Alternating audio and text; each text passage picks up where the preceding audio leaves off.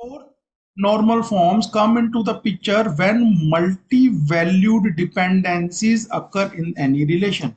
Now, what is a multi-valued dependency? Multi-valued dependency means for some key, if there exists more than one value, then it is called multi-valued dependency. ठीक है। Multi value dependency की इससे भी आगे और भी कुछ properties होती हैं, that I will explain letter. लेकिन अभी तक आप ये समझ लीजिए, I repeat, what is multi-valued dependency? Multi-valued dependency means that the non-key attributes have more than one value for the key attributes. So we already know what is Boyce code normal form, and these are the rules for the fourth normal form. Fourth normal form क्या कहती है कि that your relation should be in the BCNF, कम से कम वो BCNF में होना चाहिए, and the table should not have any multi-value dependency. Now a table should not have multi-valued dependency. उसके लिए आपको सबसे पहले ये पता होना चाहिए कि multi-valued dependency होती क्या है. So what is multi-value dependency? Please focus on this. For a dependency A to B, यानी B किसके ऊपर डिपेंड कर रहा है? A के ऊपर. And for a single value of A, multiple entries of B exist. मैं आपको इसका एग्जांपल दे देता हूं। जैसे ये है आपका A और ये है आपका B, 1 1 2 2, B डिपेंड करता है A के ऊपर। अब 1 से इसके लिए एंट्री है ABC and CD, F and DEF and NEF। आप ध्यान से देख सकते हैं, for one value of A there exist multiple values of B. Okay, so this is called multi-valued dependency. When B depends upon A and for one value of A, there exists multiple entries in B. Second important feature, please do not forget, अगर आप multi value dependency की बात करते हैं तो minimum 3 columns तो होने ही चाहिए, और इसके अंदर अभी तक कितने कॉलम्स हैं? 2, यानी ये मल्टी वैल्यू डिपेंडेंसी में कंसिडर नहीं होगा even when there are multiple values. उसके लिए कम से कम एक और एट्रीब्यूट होना चाहिए विच इज सी। ठीक है, तो अब हमारा बन गया ए बी एंड सी।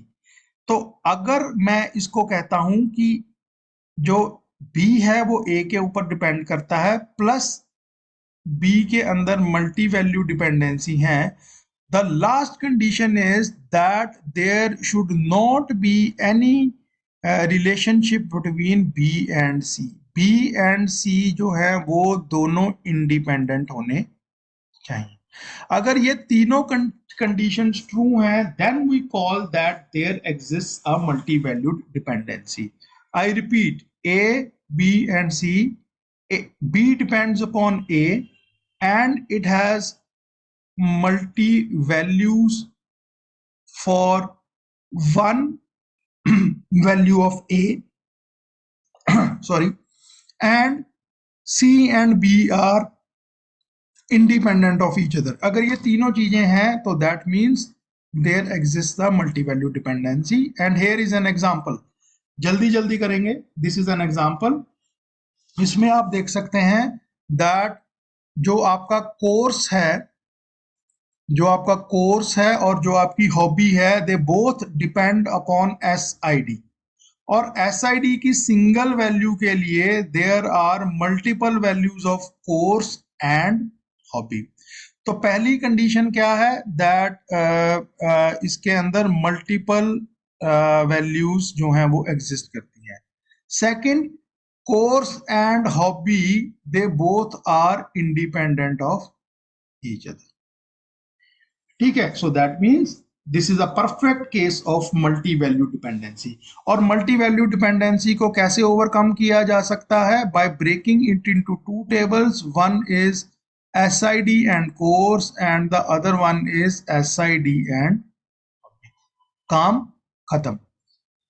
तो हमने मल्टी वैल्यू डिपेंडेंसी को रिमूव कर दिया है, and once we remove that we get is fourth normal. and the one that is left is called the fifth normal form, that you do not need to study and something that is practically never implemented. और वो problem कब आती है? when there is a joint dependency.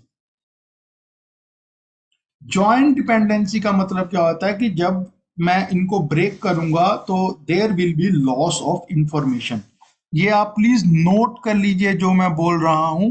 There will be loss of information. जब ये दोनों course and hobby आपस में इंडिपेंडेंट हैं. इंडिपेंडेंट का मतलब क्या है? कोर्स और हॉबी का आपस में कोई रिलेशनशिप नहीं है. जब मैंने इन दोनों को इस तरह से ब्रेक किया तो मुझे कोई प्रॉब्लम नहीं आएगी, बिकॉज कोर्स और हॉबी दोनों अलग अलग टेबल्स में चले गए हैं and they both are independent of each other. मैंने बोल दिया कि इट इज गुड, मैं इनको ब्रेक कर सकता हूं. लेकिन अगर एक ऐसी सिचुएशन आ गई जिसमें they are not independent of each other, तब मुझे प्रॉब्लम आने वाली है. फॉर एग्जाम्पल मैं कहता हूं कि एक सप्लायर ये वाली आइटम्स को सप्लाई करता है और ये आइटम्स इस प्रोजेक्ट के अंदर यूज होती हैं. तो एक सप्लायर जो है वो मल्टीपल आइटम्स को सप्लाई कर सकता है और मल्टीपल सप्लायर्स भी सेम आइटम को लगा सकते हैं. एंड अगर आइटम नंबर 1 है वो प्रोजेक्ट नंबर 3 में भी यूज हो सकती है और प्रोजेक्ट नंबर 4 में भी यूज हो सकती है. तो इसमें आप क्या देख रहे हैं? इसमें आप देख रहे हैं कि मल्टीपल ये जो डिपेंडेंसी है वो भी एग्जिस्ट कर रही है और all the 3 attributes are dependent on each other. तीनों के तीनों टेबल्स एक दूसरे के ऊपर डिपेंड करते हैं. So that means the breaking of this into multiple tables is not going to solve our problem. तो हमें सिर्फ ब्रेकिंग जो है वो उन्हीं के लिए करनी है जिनके अंदर इंडिपेंडेंस आती है, otherwise we are not going to do it.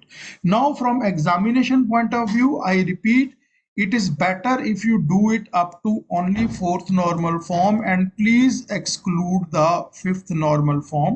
I am going to give you separate notes for first normal form up to fourth normal form today itself. ठीक है. So thank you very much for attending this lecture. Now you can go ahead and attend your next lecture. Thank you very much.